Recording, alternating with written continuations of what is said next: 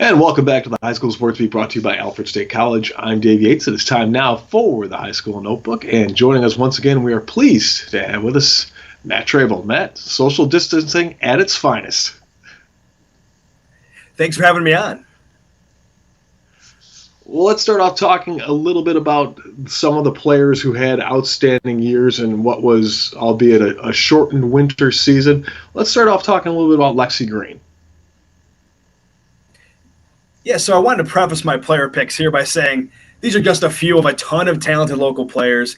Now with Lexi Green that you mentioned a second ago. When Pittsford Mendon girls basketball graduated 4 pivotal seniors from that New York Federation winning 2019 team, Ellie Mooney, Maddie Mike, Courtney Noggle, and Alana Fursman, who went on to play at Division I Merrimack, was a freshman there this past season, captain leadership roles were vacated.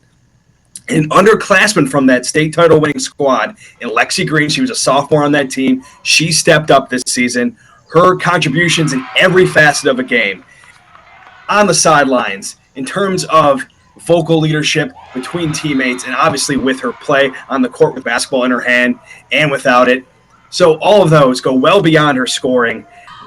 Around 20 points per game this season, and I think on a lot of other teams, she would be scoring a lot more, but she is so good in her role in this team. When you watch her play, what really stands out is how wonderfully unrattled she is. Very similar to a guy from the boys' side, leadership's Maurice McKinney. Then you go to the sectional title game versus McQuaid. She sustains an ankle injury at the very end of the first quarter on a drive.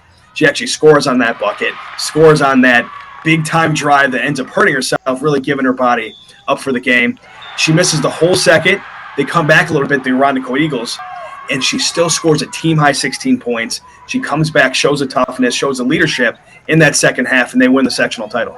Now let's talk a little bit about another player who was really had a outstanding year, and that's Jermaine Taggart. Yeah, in my half-decade plus of covering Section 5 sports, I'm not sure if I've seen a player rise, a boys basketball player that is, in leadership and maturity over a 2 or 3 season span. McQuaid might have lost to UPrep in the sectional final this season, but their run over Taggart and Kobe Long's career with the Knights there of getting the sectional title year after year, including reaching state play a couple times, cannot be understated, especially when a couple of those seasons needed massive in-season turnarounds after rough starts. Also in the Class AA semifinal versus one-loss Victor, the big team in the regular season. This year, he won the game with those clutch free throws at the end. It's a really big deal for him in terms of this past season. Then looking forward, I've heard some rumors about some upcoming D1 offers for him. I hope for the best for him. And Matt, one more, we'd be remiss really quick if we didn't talk about Carter McWilliams.